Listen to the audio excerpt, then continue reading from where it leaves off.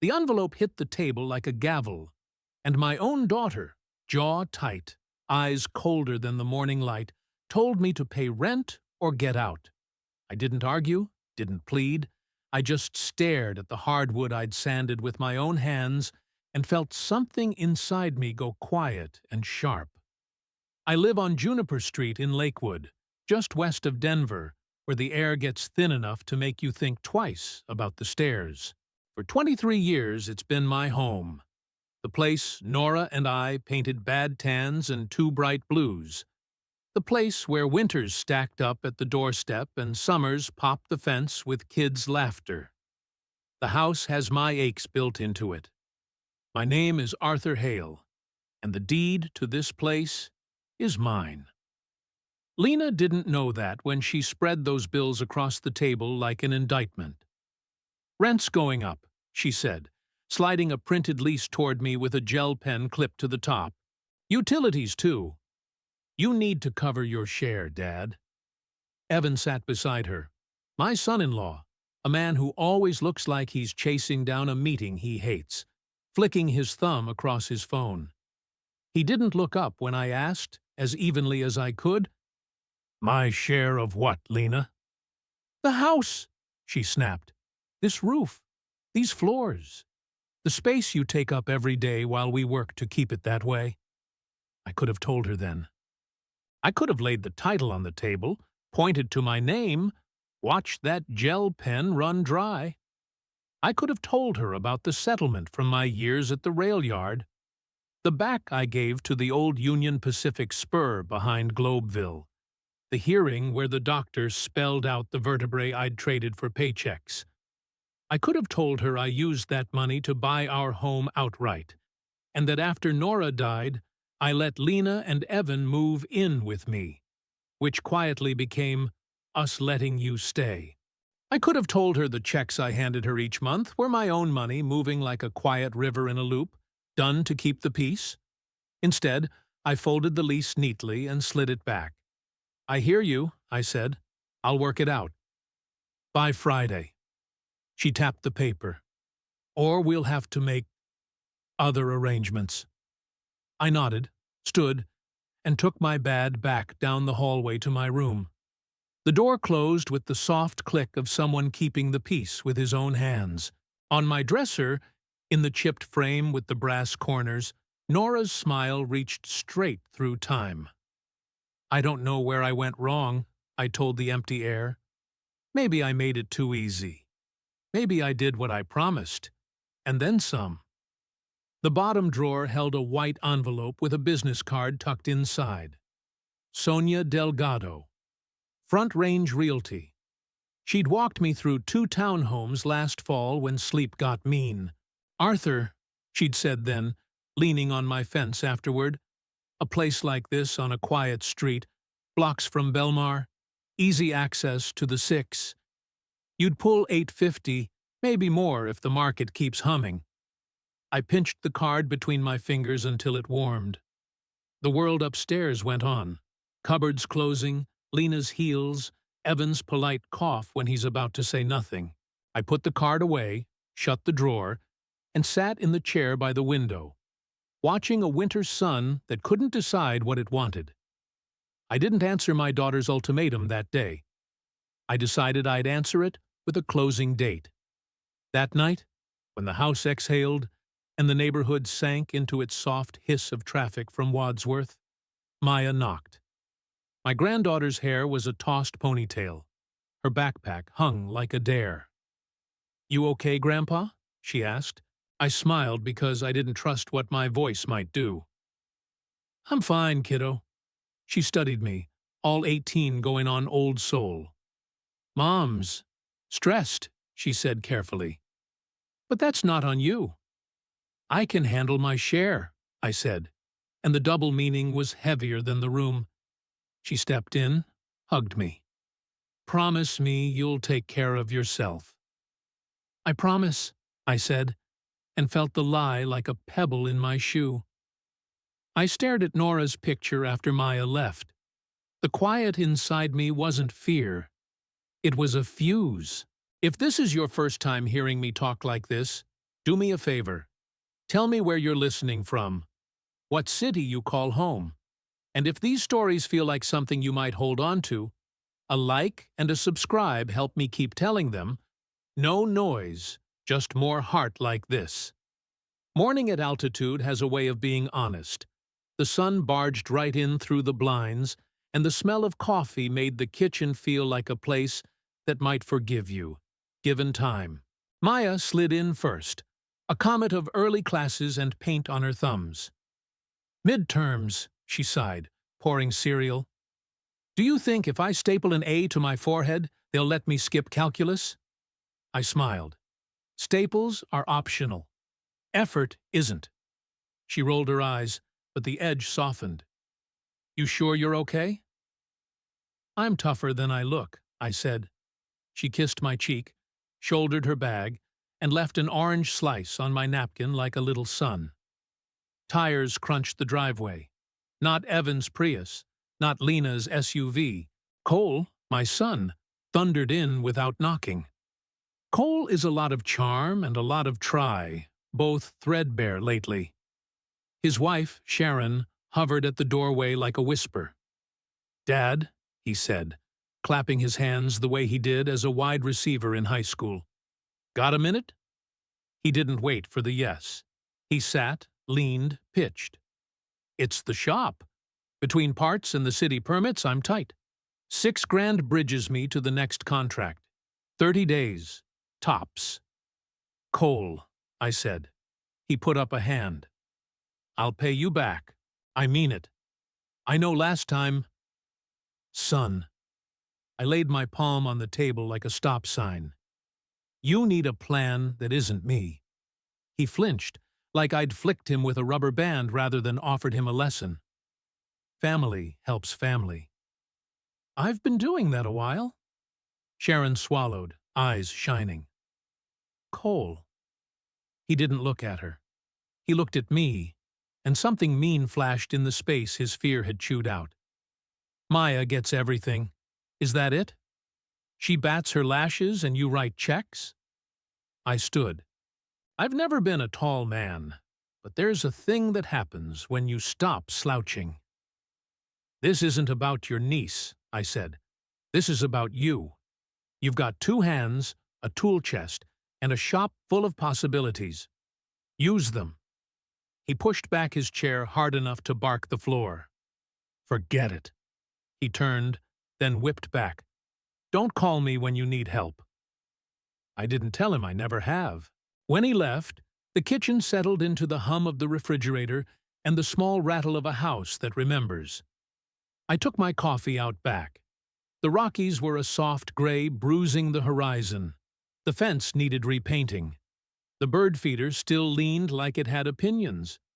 I thought about the settlement all those years ago, how the lawyer said, "This isn't a gift, Mr. Hale. It's a trade. They're buying your pain for a number." I traded pain for a house and tried to turn it into refuge. After Nora died, grief remade the rooms in ways tile and paint never could. I invited Lena to stay a while. Worry does strange math. It takes a while and multiplies it by forever, then subtracts respect. I went back inside and opened the drawer. Sonia's card felt like a doorknob cooling in my hand. I dialed. Arthur, she answered on the second ring, breathless like she'd jogged in from the sign-in sheet of an open house. You read my mind. Let's test the market, I said. Condition? Solid bones, bad paint, good soul. She laughed. 820 list. We'll see who blinks first. Come by when you can. I'll be there tomorrow, she said. Bring your poker face. I hung up and opened the bottom file in my metal cabinet. Title, insurance, taxes with my name the only one that mattered. I put them all back, feeling like I'd just slid a blade into a leather sheath. You don't brandish it to scare the room. You carry it for when the wolves forget who you are. That night, Lena breezed through the kitchen with her tote bag and new rules spilling out. Friday, she reminded me. We can't keep covering everything. I won't make you, I said, and she blinked as if the words offended her by being calm. Evan finally spoke. Maybe we should all sit down. We did. I did. Lena's voice got that thin, glassy edge. I'm done with excuses. I stared at the tile we'd installed the year Maya was born. I remembered water slopping at midnight because we didn't know what we were doing. How Nora laughed so hard she had to sit down. I closed my eyes and let that sound hold me upright. Sonia arrived with a tape measure on her hip and a jacket that could talk its way into any neighborhood association meeting. You've kept this place honest, she said, palming the banister and nodding at its weight. A few scuffs, sure, but the bones sing. We walked room to room while she narrated the listing as if the house were a person she'd just met and immediately liked. Original hardwoods, updated windows, south light in the kitchen, mature maple out back. Did you plant that? Nora did, I said, and it came out softer than I meant. Sonia glanced at the frame on the dresser. She had taste, she said, and I nodded into the kind of quiet that asks to be left alone. On the porch, Sonia flipped her tablet around. Here's how I see it. List at $8.29. If we get clean offers, you'll push $8.50. If someone's desperate for a yard in this zip code, we might flirt with $8.70. Lena stepped out then, the screen door slapping back, and frowned at Sonia's open tablet. Who's this? Friend, I said. Insurance pictures. Lena's smile didn't touch her eyes. We're all friends here, as long as rent shows up by Friday. Sonia slid the tablet into her bag so smoothly you'd think it had always belonged there. I'll be in touch, she said, giving me a look that said, we'll do this quiet. She headed down the steps like a woman leaving a crime scene righteous. Inside, I found Maya on the couch, a charcoal smudge on her cheek, the TV murmuring about a storm up near Loveland Pass. Grandpa? She asked, voice small.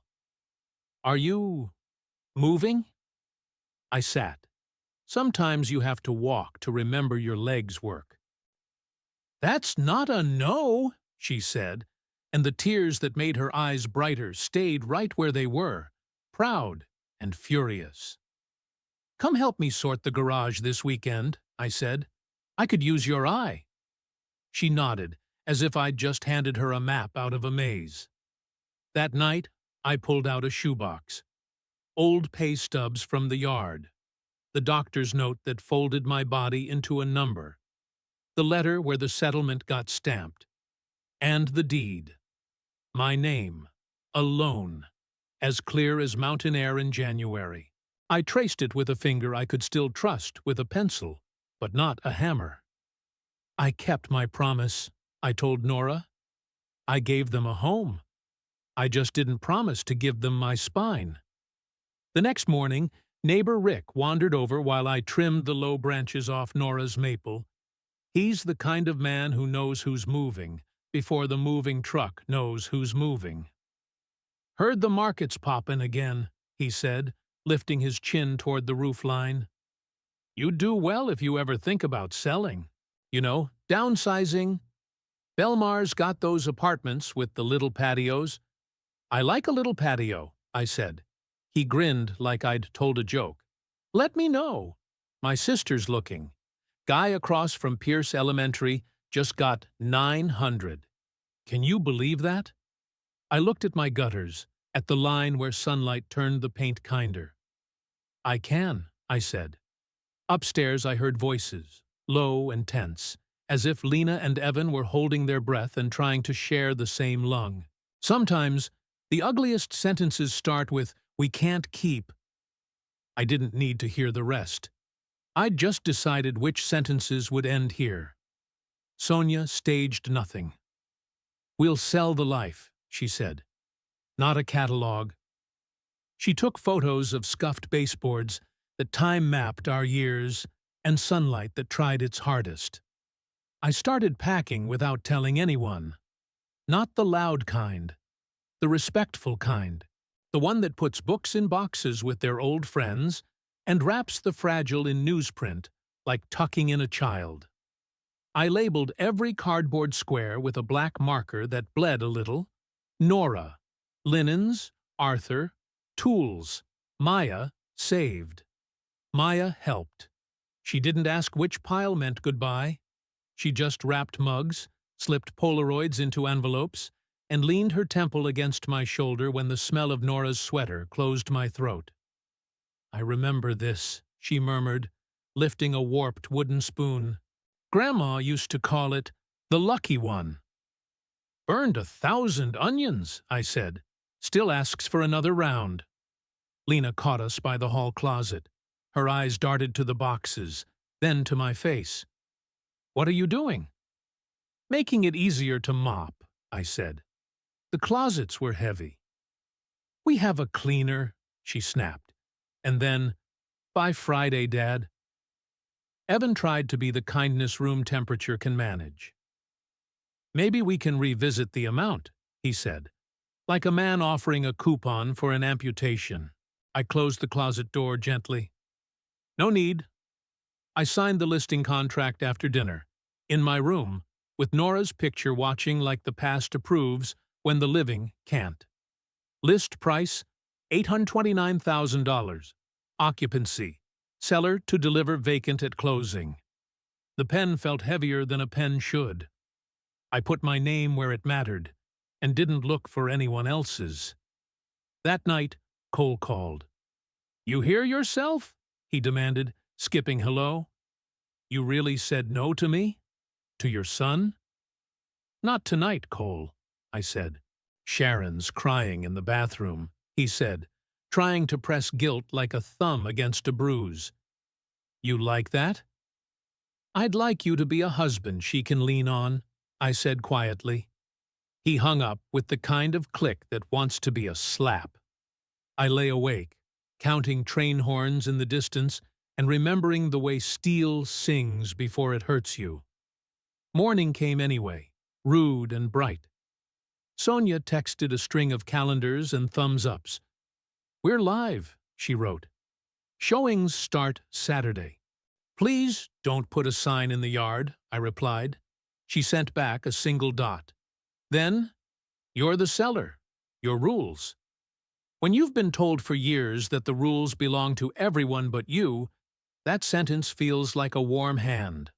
Offers stacked like snowdrifts. "First one strong," Sonia said, walking me through the numbers at the kitchen table while Lena was at work and Maya studied upstairs. 860, conventional, clean inspection, 30-day close. No sign. Discretion requested. I nodded. I wanted quiet more than I wanted above ask. But quiet, it turns out, pays too. By that night, we had 3 more. One from a young nurse and a high school teacher who wrote about their toddler needing a yard. One from a tech couple who offered cash and a note about growing basil. One from a woman divorcing who wanted sunlight and the sense of a door closing and another opening to something that didn't hurt. I read every letter. I heard myself in all of them. I chose the nurse and the teacher. Sonia grinned like she'd sunk a 3 from half court. "I'll get it under contract by morning." Boxes lined my room, labeled, ready. Nora's sweater stayed out, folded on the chair. I ran my thumb along the faded cuff and felt how time smooths everything you touch enough. Lena was sharper by the day. Stress overripens into contempt if no one throws it out. "Why does the mail have your name on the insurance?" she asked, flipping a glossy envelope on the island like a playing card. "We've talked about this." "I'll handle it," I said. "You said that last month," she said, "and the month before." "What is it you think I'm not handling?" I asked. "Our life," she said. And there it was. A sentence so heavy with the wrong pronoun, it bent the counter. Cole showed up at dusk, the sky a bruised peach over the mountains. He had the look men wear when they've used every other door, and decided to try rage next. "My kid needs shoes," he snapped. "But sure, preach about responsibility." "Bring me your books," I said. "We'll find a budget together." He scoffed. "Budget? I asked you for $6,000, not a lecture." I put my hands in my pockets so they wouldn't shake. "And I offered you help you can't spend in a week." He swore, stepped too close, chest working. I didn't back up. Maya was on the stairs by then, one hand on the railing, still as the moment right before a deer bolts. "Don't," she said. One word. Low. Clear. Cole blinked like someone had turned down the volume. He left with his shoulders thrown like a coat that doesn't fit anymore. That night, Sonia texted, "Under contract. 865. Nurse, teacher. 30 days. You did it." I stared at Nora's sweater. "We did," I told the quiet. Sonia's emails took on the rhythm of drums. Title company, appraisal, inspection waived. The paper part of life that says the emotional part is legal now. My house felt different, like it knew. The stairs creaked hello. The front door stuck an extra second, as if memorizing my pull. Even the smell of the place, coffee, dust, lemon pledge, if Lena had gone on a spree, hit my chest the way a song does when you remember who you were the first time you heard it. I pulled the deed from the envelope and laid it next to the contract, both of them shining like truths. I ran my finger under the words, "Grantor, Arthur Dean Hale," the way a man who can't read well moves so he can understand more.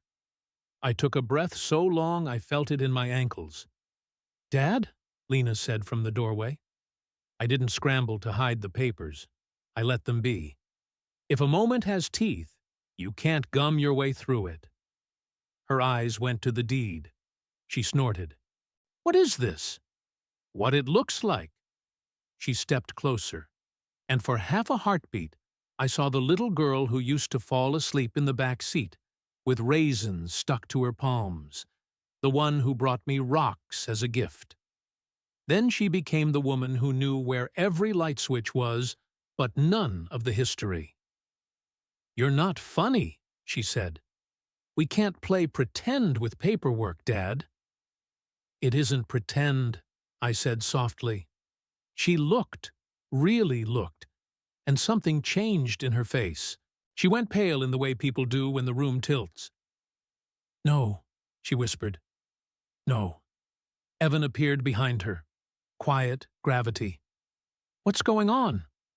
I folded the deed and slid it into the envelope, then set the sales contract on top. "I sold the house," I said. "We close in 3 weeks." Silence isn't quiet. It is a sound you feel in your teeth. "You can't," Lena said. "This is our home." "This is my house," I said.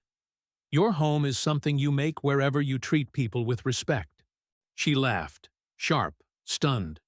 "You paid me rent." "I chose peace," I said. "And then you made peace impossible." Evan rubbed his temple, eyes on the contract like he could will a different name to appear. "What are we supposed to do?" "Make a plan," I said, "like you've been asking me to do." Lena's face crumpled then, fury devouring fear. "You betrayed your own family." "I betrayed myself for years," I said. Today, I stopped. Upstairs, Maya's door clicked open. She came down slow, small, but not fragile. She took my hand and didn't squeeze. She just let it be between us. "We'll be okay," she said. The "we" landed where I needed it. The buyers, Caleb and Tasha Parker, came for the walkthrough with a toddler in a dinosaur hoodie who kept shouting, "Tree!" each time he saw the maple out back. Sonia stood in the doorway like a bodyguard who smiles when she needs to. Lena hovered, taut as a drawn string. Evan made polite noises. Maya knelt on the floor to show the dinosaur boy the chalk stains in the cracks by the sliding door. Tasha squeezed my forearm when she passed. "We know what a house like this means," she said. "We'll try to be good to it." "You will be," I said, and meant it. We moved through the rooms one last time as me, and for the first time as them. And that overlap is the strangest thing. Your life and someone else's sharing a doorway. On the porch, Lena's control frayed. "I need you to stop this," she told me, low and shaking. "Call it off." Caleb's eyes flickered toward us and then away, the way kind people do when a family word spills into public. Sonia cleared her throat. "We'll be out of your hair in 5, she said, shepherding the Parkers toward the sidewalk. "You brought strangers into my home," Lena hissed when they'd gone. "I brought buyers into my house," I said, "so I can live with dignity again." She went very still, then very loud. "Dignity? You lie. You take my money, you pretend—" "I took your disrespect," I said. "That's on me. The pretending is over." Cole arrived like a weather change, his truck loud, his anger louder. "What the hell?" he said from the steps. "You sold it? Are you out of your mind?" Sharon stood behind him, spine steeled by 100 nights of listening. "Cole," she said. "Maybe—" "Don't you maybe me," he snapped, and she flinched, but didn't step back. I noticed that. Maya moved, without making a show of it.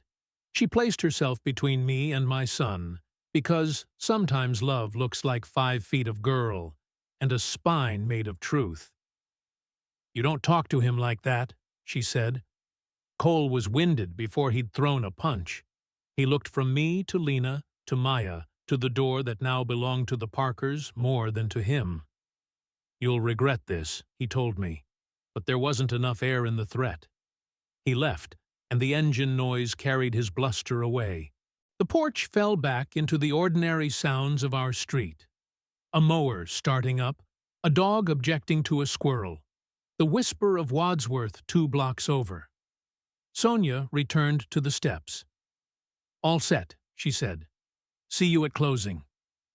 Lena stood in the doorway like a traveler who just realized the train was hers to catch, and she didn't know the platform. "Where will we go?" she asked, and it was the first real question she'd asked me in months. "You'll figure it out," I said, and it wasn't a taunt. It was a blessing disguised as a dare. Closing at the title office downtown felt like shaking hands with a courthouse. Fluorescent lights, beige carpet, pens on chains. Sonia slid papers to me like an air traffic controller. The title agent said my name and the address enough times it sounded like a spell. Sign here, date here, initial here. I wrote my name the way a man carves his initials into a tree and hopes the bark will forgive him. "Congratulations," the agent said at the end, cheerful like a weather app reporting sunshine. "Funds will wire by end of day." Sonia hugged me. "I've never seen someone so fierce and so gentle at once," she murmured. "You did the hard thing."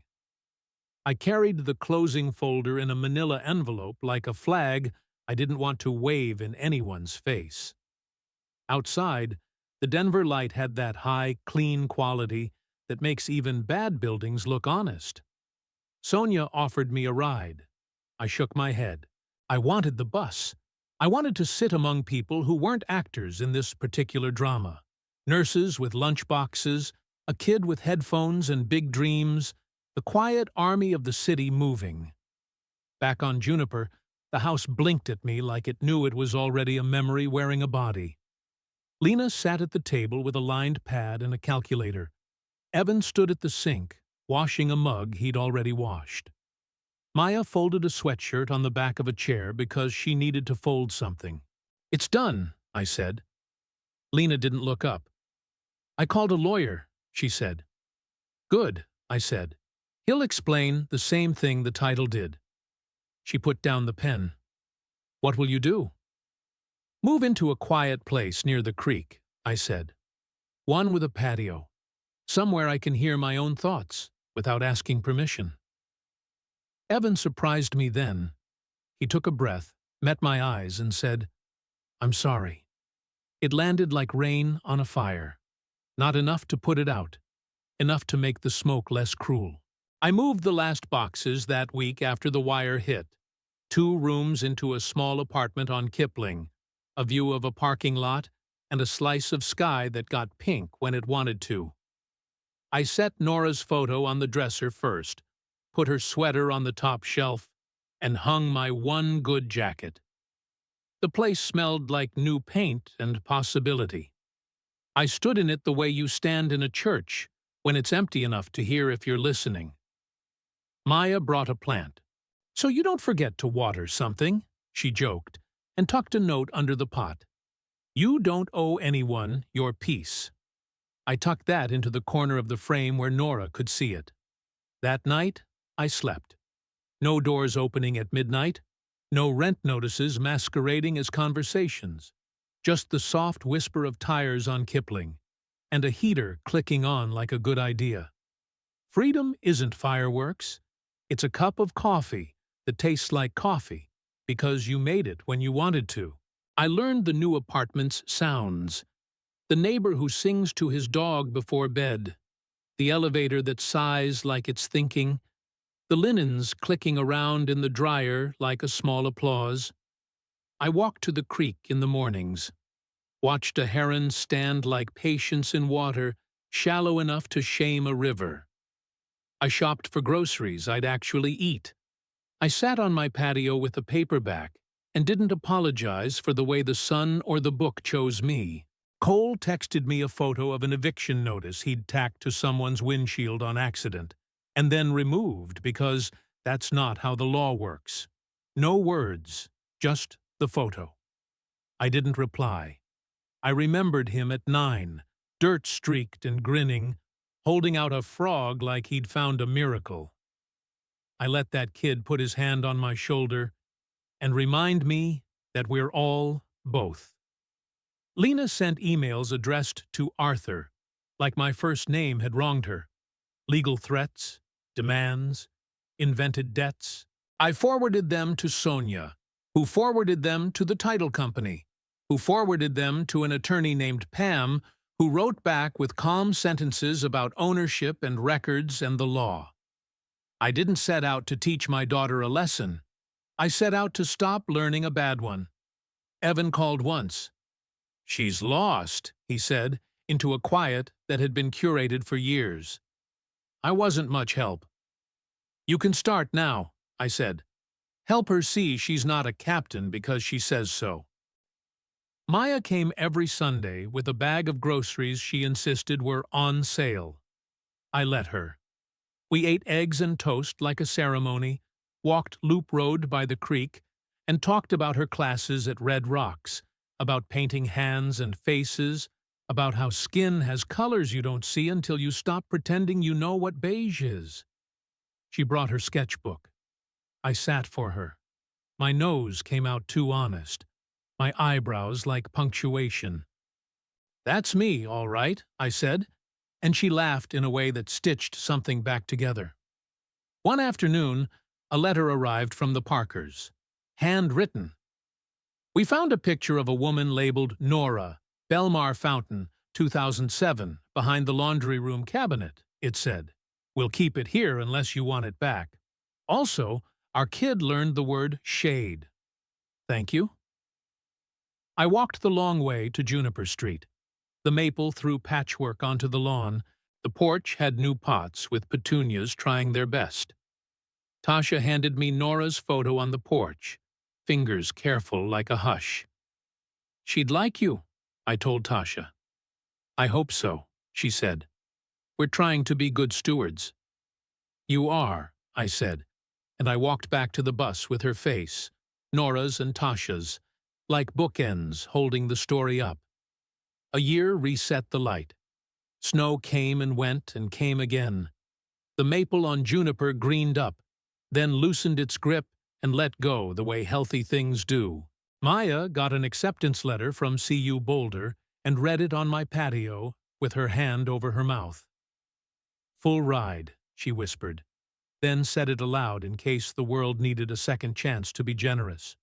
"Full ride." We danced badly in a rectangle 7 feet long and 4 feet wide. I told her one thing and then another, like fathers do when their hearts tilt. She sketched me that afternoon, and the lines around my eyes looked like a man who finally sleeps. Lena asked to meet, not at the house. Her house now belongs to none of us, but at a bench near the big red amphitheater rocks, where music makes stone feel like skin.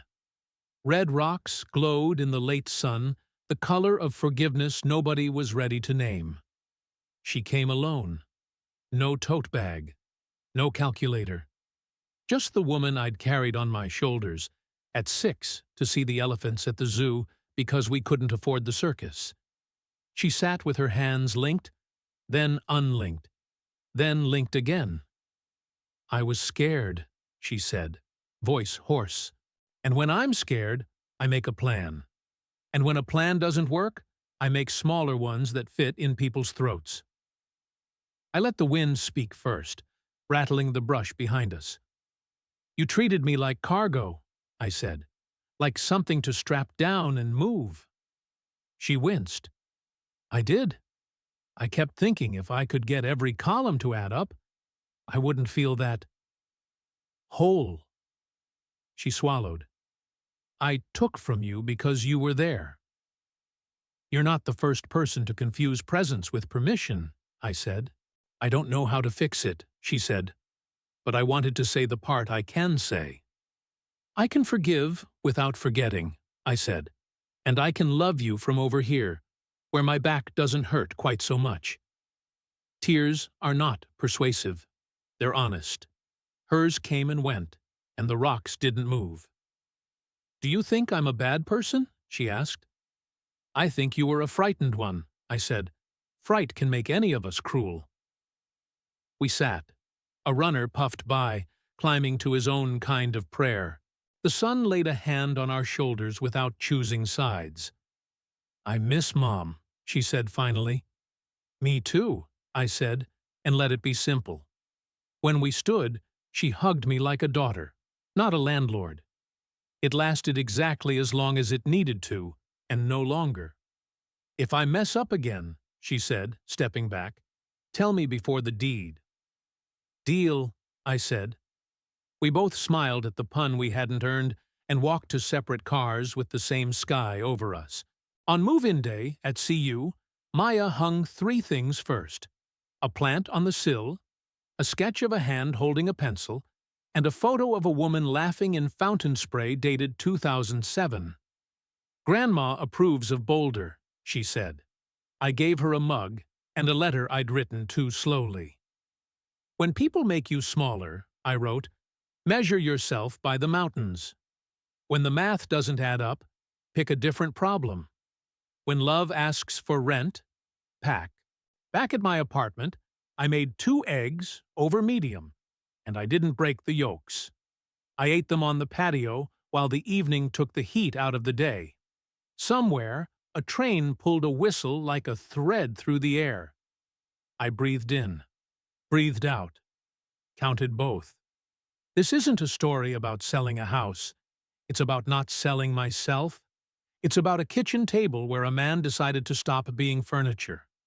It's about a maple that will outlast us all and put down roots without asking anyone's permission. "Nora," I said into the quiet, because some names make a room less empty. "We're okay." The creek kept its own counsel.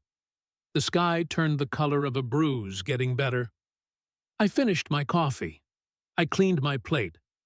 I folded my napkin like a man who expects to use it tomorrow.